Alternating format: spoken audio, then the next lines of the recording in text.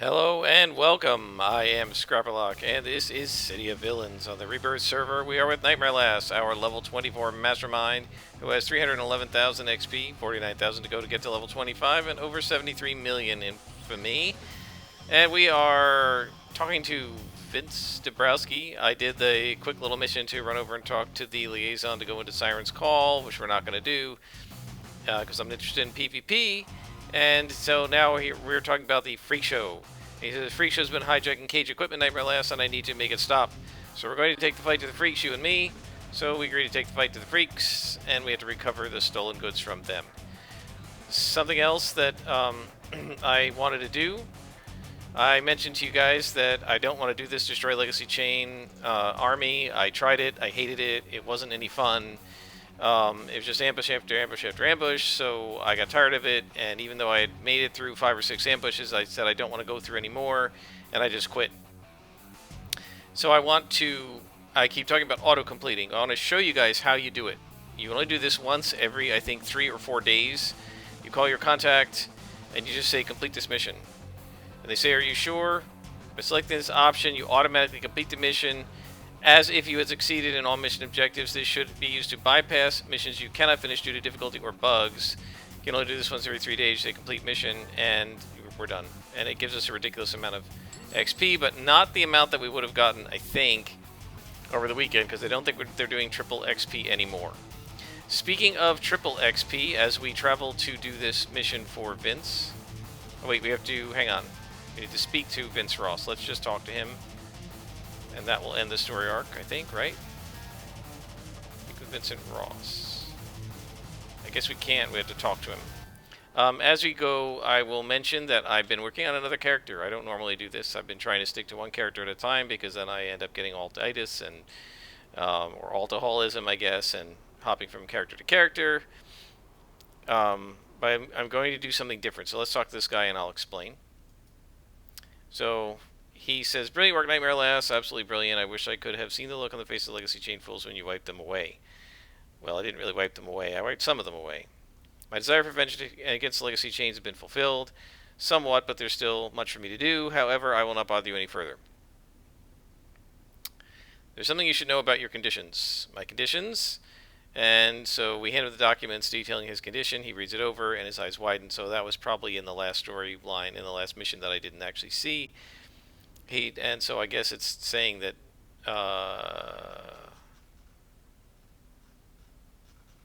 somewhere in here, the condition, right? He has been stricken with the most vile condition by the Coralax, all because he was brave enough to explore the secrets behind the blood coral. He was inflicted with the Coralax disease, not by the Coralax or the red coral, but by trying to perform his ritual to make blood coral. So he's infected. So he says, these are lies. They are trying to poison your mind, Nightmare Lass, trying to make themselves look good. Look just. These charlatans are nothing but thieves, liars, and backstabbers. Cannot believe anything they say, etc., etc. All right, Ross, if you insist, I'll see you around. And we get our reward merits. And we get our story arc XP, which we somewhat earned and somewhat didn't earn because, well, I didn't complete that last mission for real. And now we're going to head to...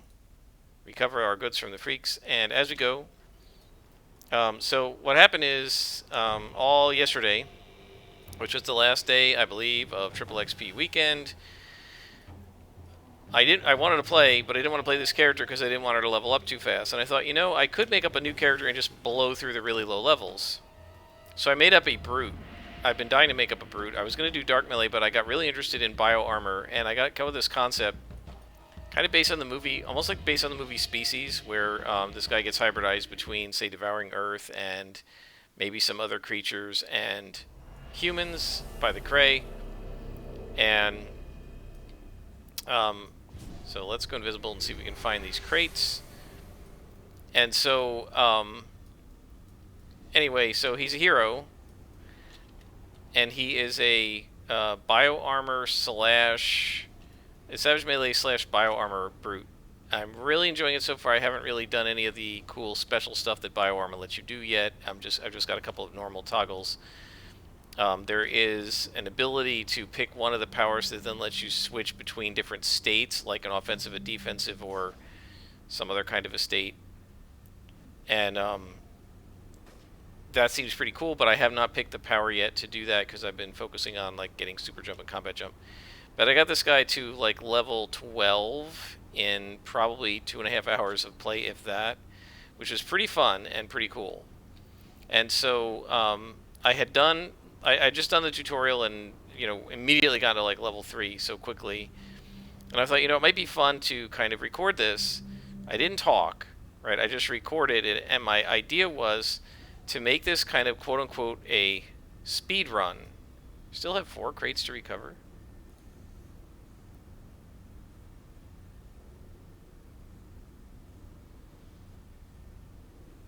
Found something, but it doesn't say what. So at any rate, I thought I could do a speed run. You know how people sometimes do speed runs, or like one of the things I've seen a lot is, say, in The Sims or a building game, a speed build, right, where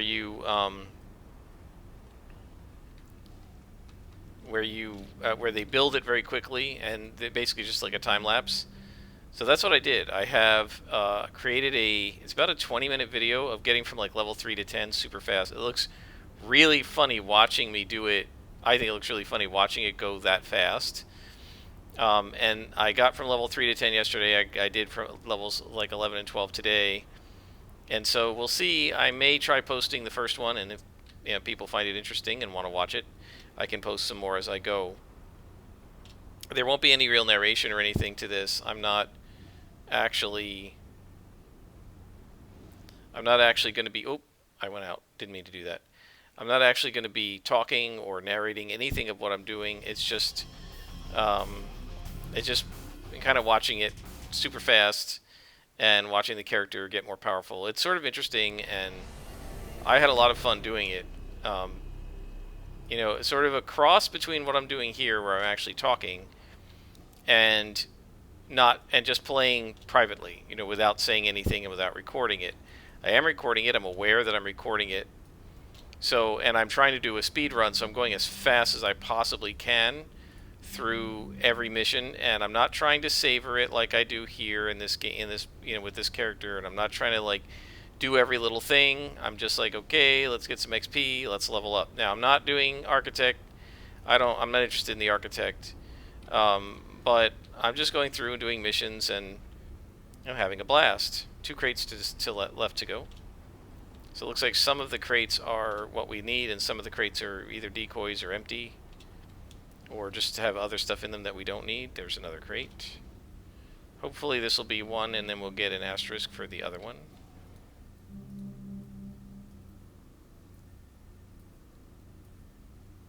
And yes, we did. So no fighting in this mission, because all we have to do is recover the crates. And I just got attacked. Somebody saw me. But I don't think whoever it is will get to me fast enough. And that should complete the mission. And it does.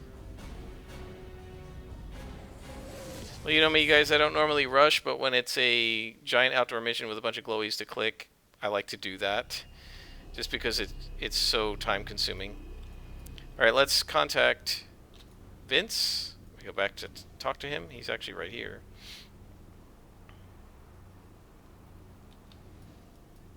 And I guess we can turn off invisibility or switch to stealth. Hello, Vince. He says, good work, buddy. We lost a few guards. That's okay. Point is, we made the freak show pay for taking on Cage.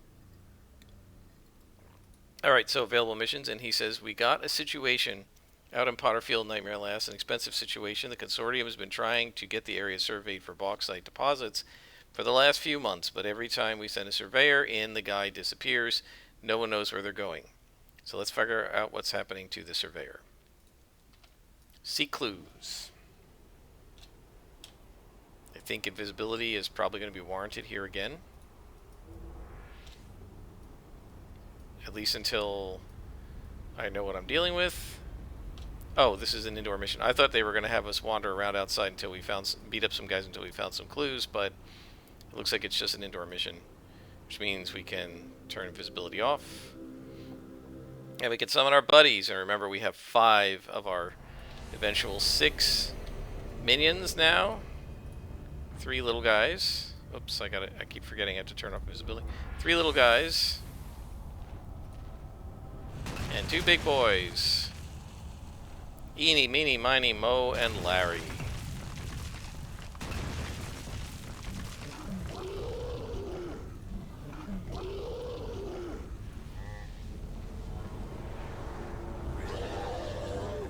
And we buff them up.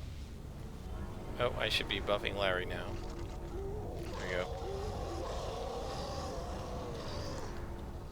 And it is time to take the fight to whoever is doing this. So we need to find the Surveyor. Sounds like Circle of Thorns to me, guys.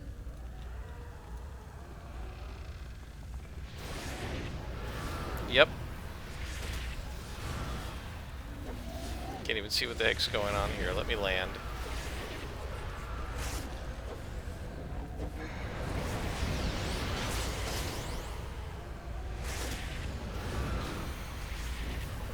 Meanie's getting hurt. Let's help him out.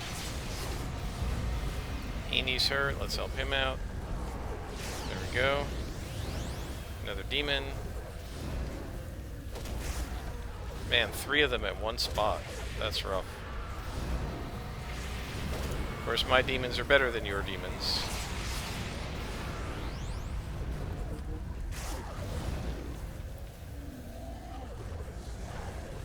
Yeah, I don't like being crammed up in the doorway like that with minions.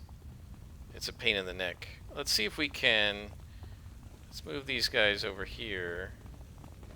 Let's see if we can pull this guy. So here's how the teleport works. You just have a targeted guy and you try to teleport him. Got him.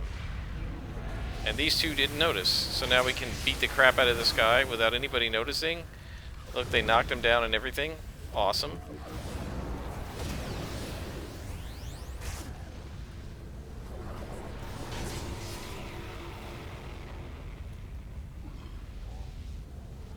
Alright, now we can go in, fight 2 guys.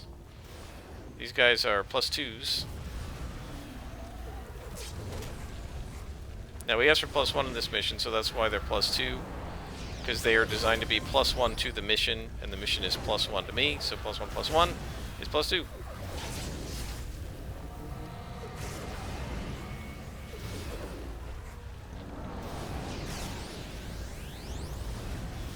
Alright. It takes care of those guys. You have to say, I was enjoying the simplicity of the Brute, which is pretty much like a scrapper. You just dive in and kick everything's butt, and you just punch the crap out of things. The Savage Melee, which is the pairing I did with Bio Armor, is awesome. I was going to do Dark Melee, but I liked some things about Savage Melee, and just I felt like the combo, when I was looking at the way the visual effects look in the character generator, you kind of preview what all your visual attacks are going to look like. I just thought it dovetailed really well with the bio. The only thing I don't like about the bio is it doesn't seem to let you customize the colors of the powers very much, which I find a little disappointing. I mean, after all, it's just an RGB value or a CMYK value. I don't know why they couldn't have given us more freedom with that. But only one of the powers, I believe, is color tintable out of like the 9 attack power, the 9 defense powers. So I was a little bummed about that. Or no, I'm sorry, it wasn't the bio. It was the Savage Melee, maybe. I don't know. One of the 2. Yeah, it was Savage Melee. I think the only thing you could color was Taunt, which is disappointing. But it's cool. I mean, I enjoyed using the powers. It has an area effect cone damage over time punch that reminds me a little bit of the Dark Melee's similar power, although I like the Dark Melee one better.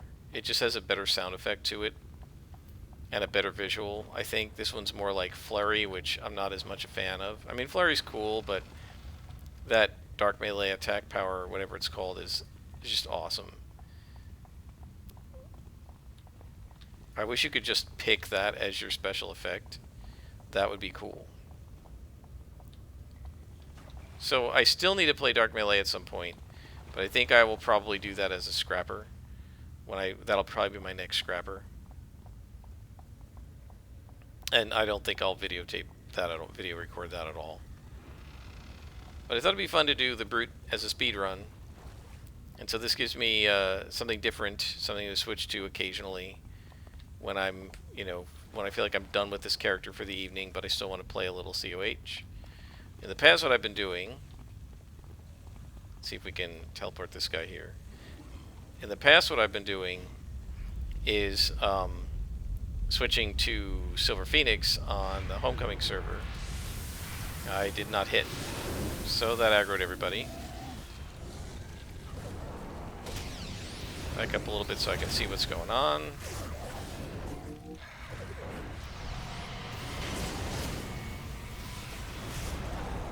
Make sure they're focusing fire. So I've been switching to Silver Phoenix and doing stuff on the Homecoming server, but frankly, I've played every story arc up pretty much that I want to play, every one that I like in the hero side of the game with her. So, what's left is, like the Pretoria content, which you guys know I'm not a big fan of. So, man, look at the size of this dungeon. So, yeah, I don't really want to play that stuff. It's the kind of thing where I might, like, do one mission a week or something just to say it's done on her so that she's done eventually done every possible single mission in the game. But for right now, I don't know that I would want to play a lot of that. So if in the mood to play more City of Heroes, but I've done enough of Nightmare Last for the evening and want to try something else, I'm probably going to switch to this new Brute. I've been having a lot of fun. Never gotten a Brute past level 22. Right now he's 12. And I just think it might be interesting to show you guys, so I will make it available. I should have given that red thing to my minions, the red pill that I just took to get rid of it. So I'll pose it for you guys the first episode or two and see if you like it. And if people do, I'll keep doing that. What the heck is this map? Look at this, it's huge. Jeez.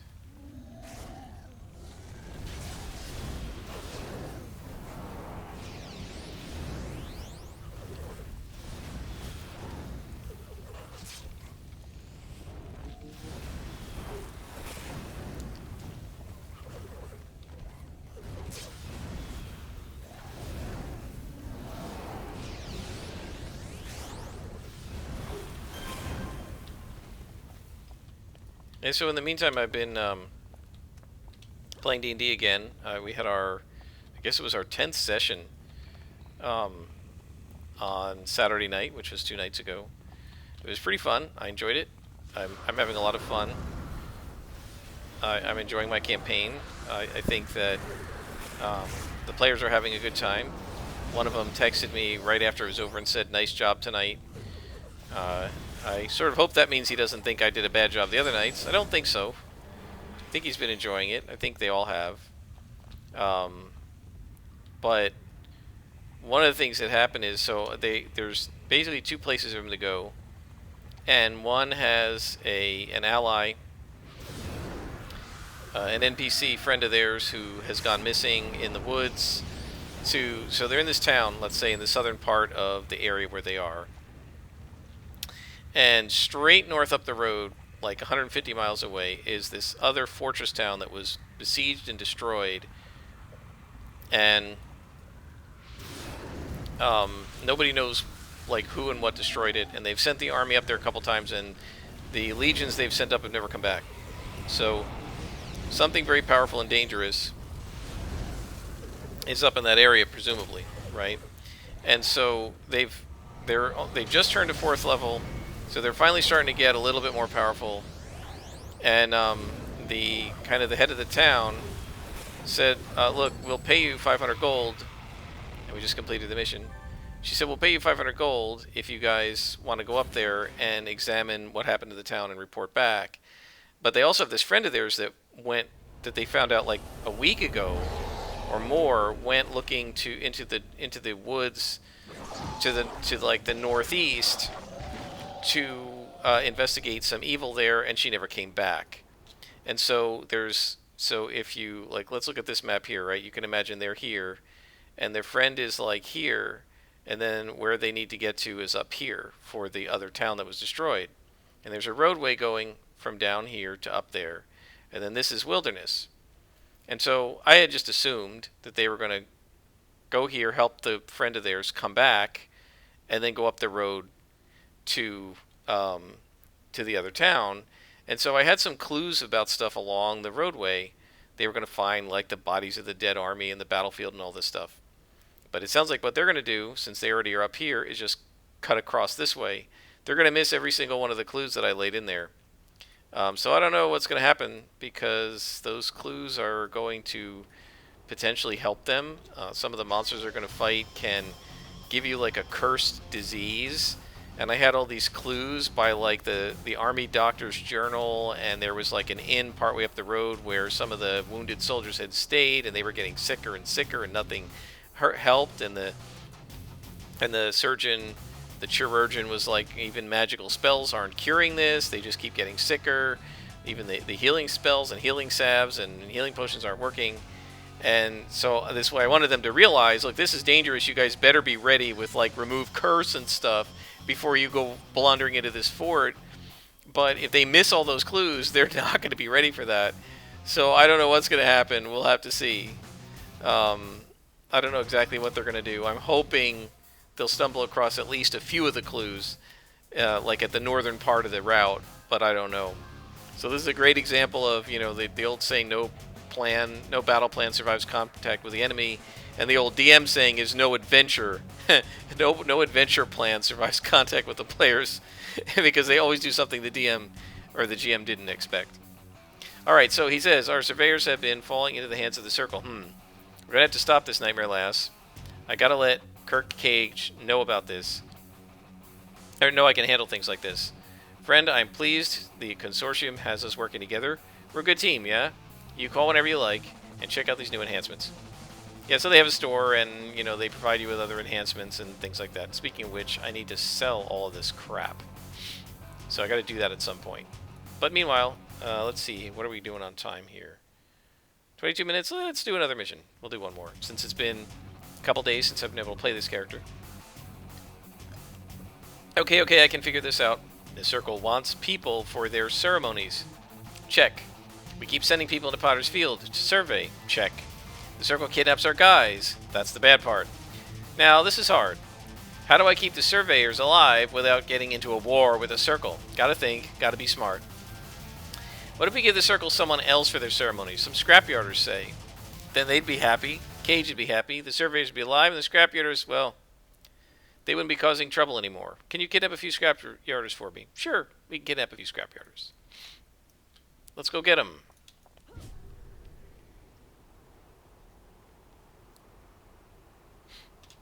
Yeah, so D&D has been a lot of fun, but they're definitely doing some things that I didn't expect.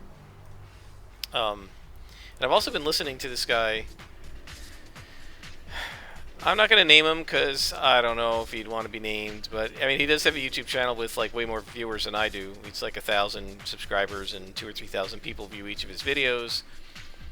But I don't particularly necessarily want to give a shout out to somebody. I just don't know, because I don't know the guy.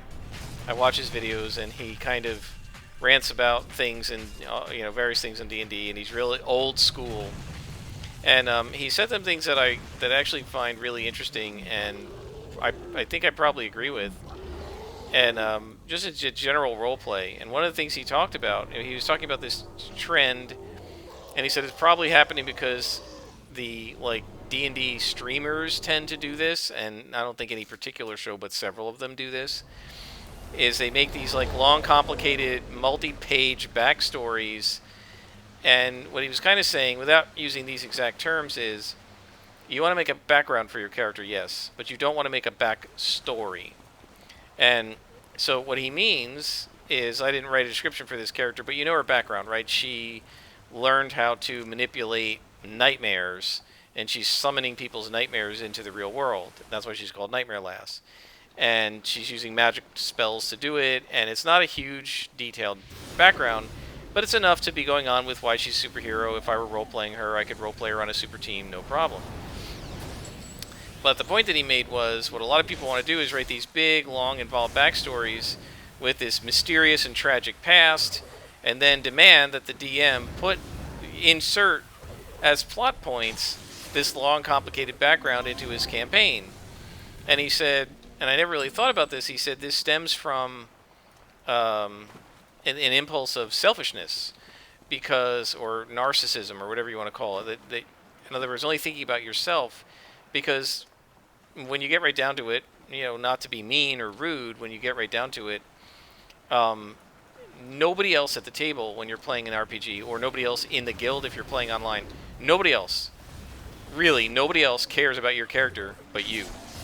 And so if you're going to insist that whole adventures revolve around your character, you're insisting that whole adventures revolve around you and nobody else. And why would other people want to play a whole adventure about your character?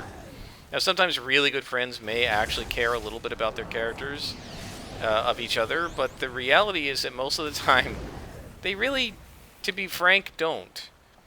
Right? They're kind of sitting through the content about your character to get to the part that's either about the whole party, the whole supergroup, whatever, or the part that's about them. And so, I think he actually made a really good point, and he argued that you shouldn't have this long, involved, mysterious, tragic past for your character from before the character got, oh my gosh, purple boss. From before, when the character got into the campaign, all of the important, tragic, mysterious, and cool stuff that happens to your character should happen in the game, in the campaign, while you're playing with your friends, so that they can be a part of it, rather than making them spectators to what happened to your character before he even or she even joined the supergroup. And I think that's actually a really good point. I actually agree with him, I think. And I'm not sure I would have necessarily agreed with him before he, explained his thinking, but after he explained it, I said, I think he's right. I think it's true. I had a really good friend who, he was a nice guy and everything, and we got along with him. But in the game, he did this more in Champions than in D&D, but in the game, he was pretty much always insisting that everything be about his character. And that was annoying for a lot of the rest of us. We used to roll our eyes at it because we didn't really care about his character. Oh, I got too close, didn't I? I did. That's not good. I was actually not planning. I was not planning to do this, but okay. Let's let you guys heal up. Oh, not good. No, I'm probably going to lose these guys now. Yeah, I'm going to lose these guys.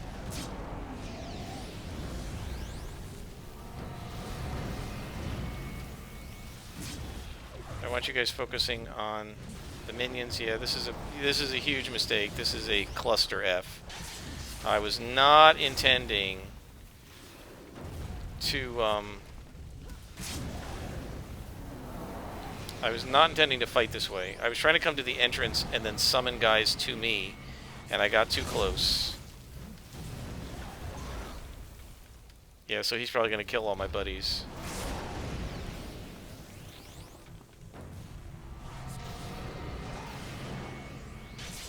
Let's give him Hell on Earth. Maybe that'll help.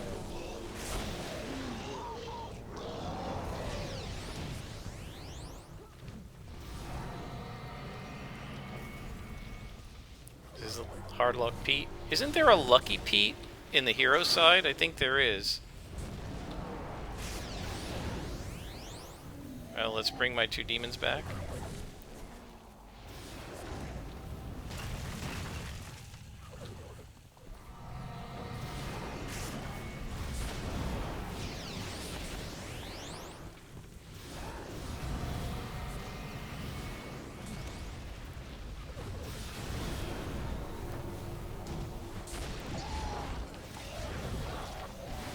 Yeah, this was a major screw-up.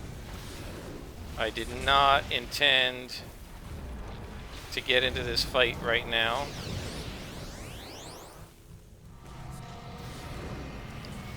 We've actually got him, though. So what I was trying to do was come back to the entrance, and I didn't mean to aggro these guys, and I was going to teleport these guys over here to clear them out of the room so they didn't get in the middle of that fight. Turned out okay. We're fine. But it wasn't what I had initially intended. Alright, guys. Everybody alright? We should be fine now. 3 leaders to kidnap. Okay, so that was one of the leaders. So we're going to have to fight more purple bosses, I guess. So yeah, back to D&D. Because I'll be able to multitask now that the boss is gone. Or not so much D&D, but just playing with your friends. It's really important to realize that in a game group, whether you're in a guild and you're a roleplay guild together, or whether you're at a tabletop and you're playing together on tabletop, it's not about you, right? It's a collective group effort. And everybody at the table has to be equally important, and everybody at the table has to be having fun. And if you're doing stuff to make everybody else not have fun, that's not okay. And you also just can't do things that make your character more important than everybody else. That's not right either. And I think this one person who was saying this I guess he was having like a live stream and they were talking about it, I think he was absolutely right that making this long, involved backstory and expecting everyone to roleplay about it is quite selfish.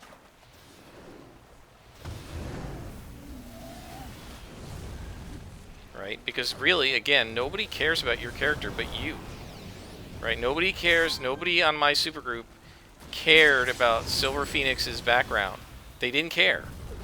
Right? I mean, they did not care. And a couple of times I made references to it just obliquely. It's sort of just not even really her background so much as just her Chinese culture, and said things that I assumed would cause people to ask, like, what do you mean? And nobody even noticed, right? Because nobody cares about your character. They care about their own character. And you just have to realize that. And let's see if we can do it right this time. Teleport this guy over. And again, I'm not saying people should be rude and should ignore each other's character concepts and things like that. But if you're going to do this big, long, involved, complicated backstory that is going to require lots of roleplay sessions to resolve, well, why don't other people get the right to do that too? Right? Okay, so we're ready this time, guys. Let's buff up.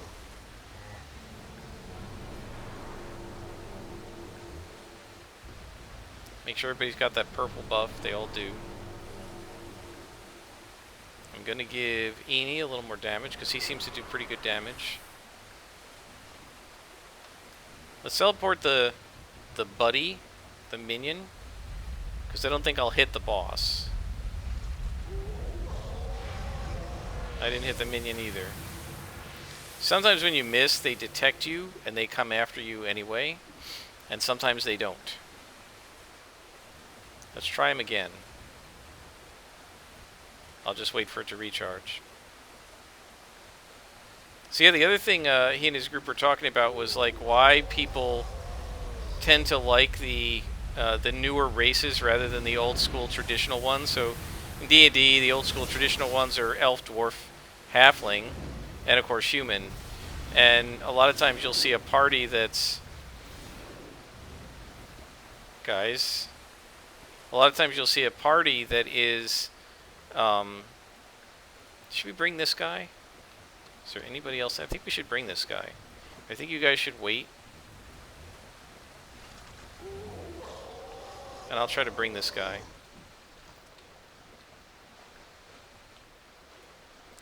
But nowadays there are lots of optional races like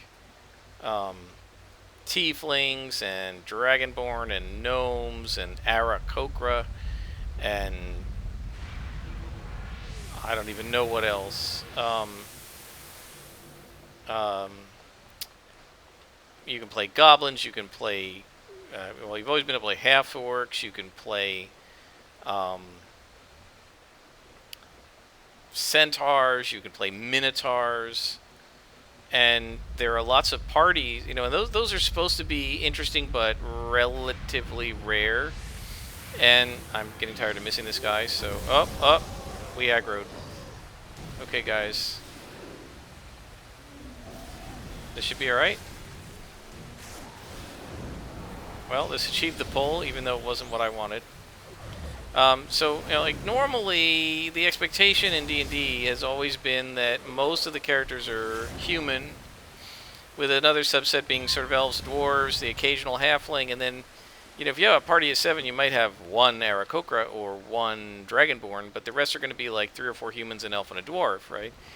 And so they were saying is lots of parties these days seem to be almost entirely the more unusual races, and why is that?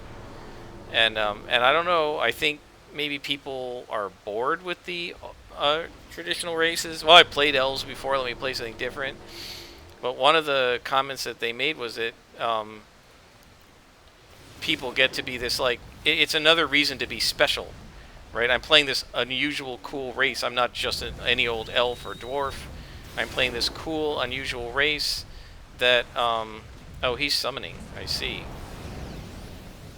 I'm playing this cool, unusual race that nobody else plays, and I'm special, and sort of that maybe is why people want to play these kinds of unusual races, I don't know. And we're gonna get killed on this one.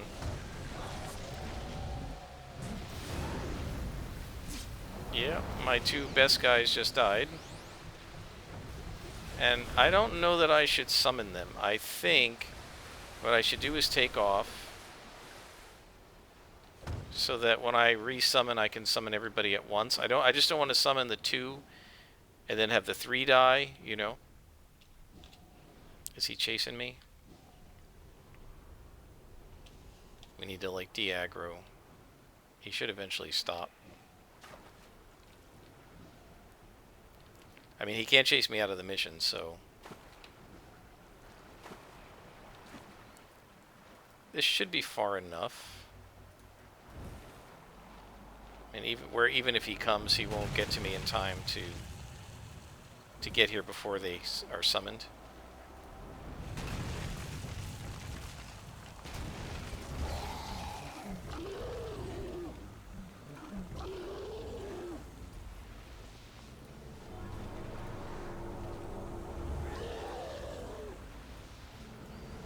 So yeah, what he said is the reason they want to play a tiefling is the same reason they want to write a 50-page background with all this mysterious, tragic past that everybody's got to role play about throughout the campaign, is because they want to be super special and unusual and interesting, and essentially more interesting than the other characters. And so each individual player who wants to be super special, interesting, and mysterious, and so on and so forth, makes up a mysterious, secret, mysterious, tragic past with a super unusual, special, unusual, unique character. And if everybody does that, you have a whole entire group of players that are all, like, it's sort of the old Incredibles comment, if everyone's special, no one is. Right? Man, I cannot keep these guys alive.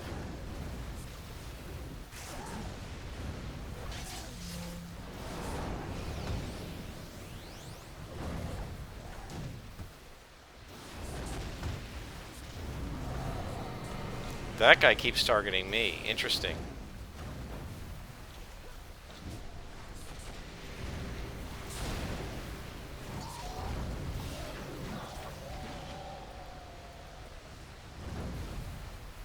Alright, I'm not gonna... I'll wait and... So, oh, that guy's not an actual pet. See, I thought he was a pet, but he's not an actual pet.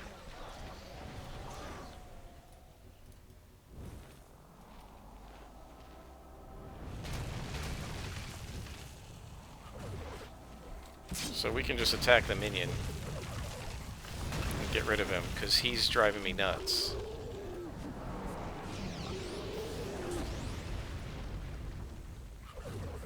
mean, the minion's not the guy we need to get. We need to get the boss.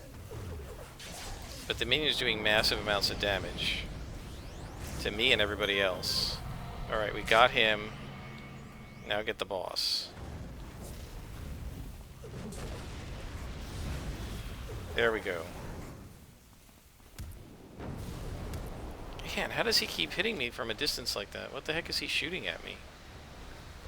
Oh, he's going to summon another minion, but we've got him now. And there goes his minion. So I guess it was a pet. Well, I did not know this was going to be such a brutal mission, guys. Most of them don't take this long.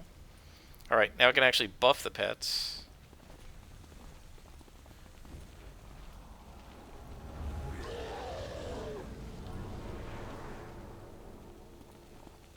I want to be clear, by the way, there's nothing wrong with playing an Aarakocra. I have one in my campaign. And I don't think he picked that character to be special because he doesn't have a mysterious secret past or a tragic past or any of that. But they were just talking about, you know, the impulses people have to try and individualize their character before the campaign starts, and how what you really should be doing is individualizing... Is this the other boss? Oh gosh, not good. I didn't realize... I thought this was just a regular hallway spawn. The idea is that you should be individualizing your character through the roleplay of the actual game and the campaign, and not trying to individualize your character through not try to individualize your character through the backstory.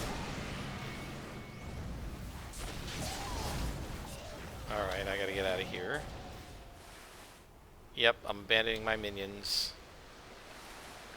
Man, if these guys weren't +2, it would be doable. It's just really tough when they're +1 and I don't have the inspirations I need. Because I had no idea how hard this mission was going to be. I couldn't possibly have known. Why did I only get 2 of these guys back? I guess one of them was still alive? I don't know. Well, that's going to hurt us. But the big guys are the most important. Yeah, but these guys are like -3 or 4 to that boss. He's 26. Yeah, so they're -3 or -4 to him, so that's why he's just crushing them.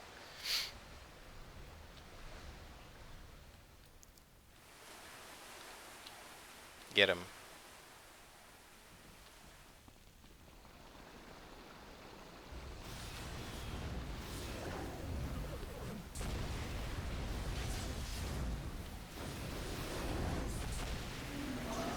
Wow, he just kills him so fast I can't even keep him alive.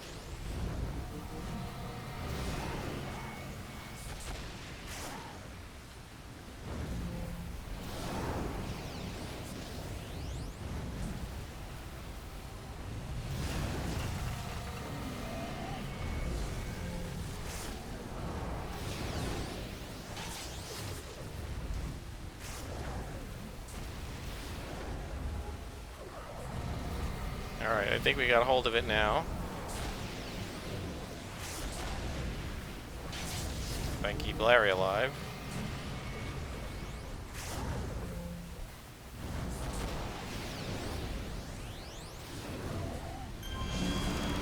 And we've leveled up. That is good. So now I'm going to want to dismiss the demons so they come out at a higher level. And we should be okay against the last guy because he's only going to be +1 to me instead of +2. And so I guess maybe, possibly, guys, upping this to +1 was a little premature. Because these guys just don't have the ability to take out the +2 bosses. I mean, they do, but it's rough.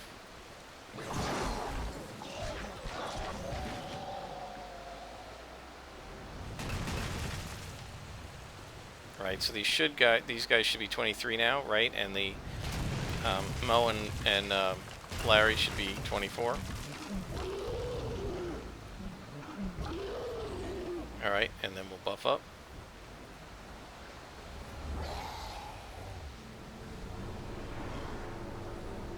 And you know, I keep forgetting to do Hell on Earth. So the next boss we come to, if he doesn't surprise the crap out of me as usual, I will actually do Hell on Earth. That's 2 of the 3 bosses, by the way, that I accidentally aggroed. I only actually carefully was able to do 1 of them. And we still managed... Yeah, I had to retreat a couple times, but I didn't die. Is this the last one in here? I was like, oh man, is that you know, the par for this mission would be if that was the boss. Yep, that's the boss, and he's orange. And look at that. He's actually plus...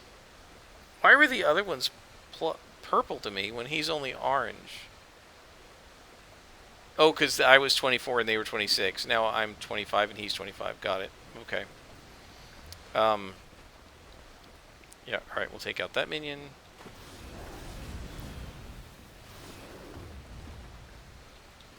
Well, it's going to be no problem now that there's so much, you know, instead of being +2 to me,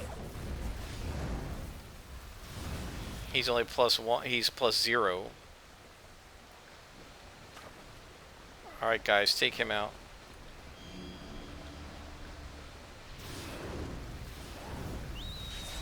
And I learned my lesson. We're going to take out the other minion too, because he comes after me, and that's not allowed.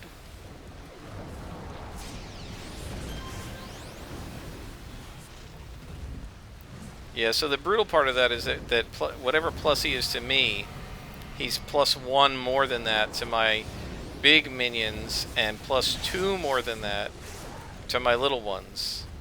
And so that's actually going to make it really tough against like a boss like that.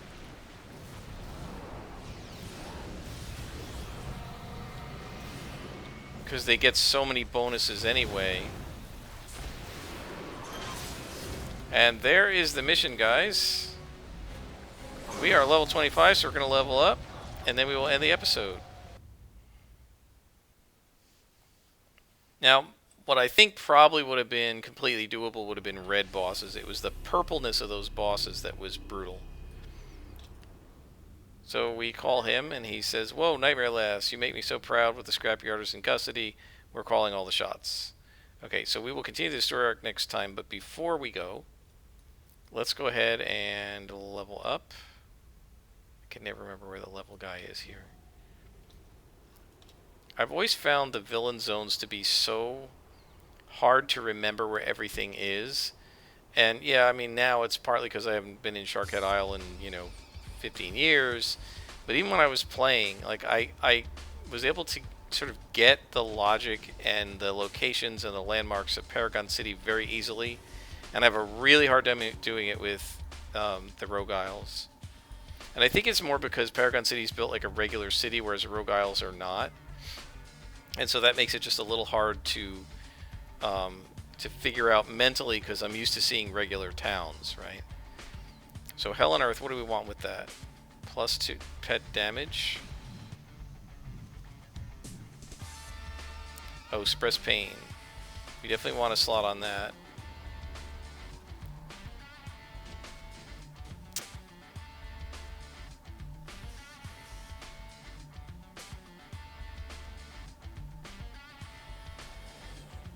I guess we want Hell on Earth. We can do, yeah, because we want to do triple recharge on it. Alright guys, we're at level 25. 2 more levels to get the next set of SOs, and at that point we're going to start slotting in level 30 generic enhancers. Speaking of which, do we have any of those? Let's see, healing, that's level 25, so we don't need that. Recharge is 25. We shouldn't have any 30s yet. We'll start getting 30s at level 27. So we'll just sell things to this guy. Well, that's all mutation, but we can sell these recipes. We don't need any of these. There we go. And we have 134 of 150 something. So we're going to need to put some salvage away. We've basically been storing orange salvage in here. I can't store that. Let's just look at the invention enhancements. Alright, so we don't have any orange. Let's store some yellow. Let's store ones that where there are 4 of them, so we can, come on, get a whole bunch of slots, because each of these counts as 4 storage slots. So that gives us 8. Oh, we got 10 computer bars. Let's just pull those out too. So now we got tons of room in our inventory. And we're actually getting there on the Supercruise Prestige. We now have 87,000, so we only need to get like to 150 or so, and then we'll be able to put the salvage rack in the base. I'm gonna work on that off screen at some point, but we'll stop for now here, and I will see you next time in City of Villains.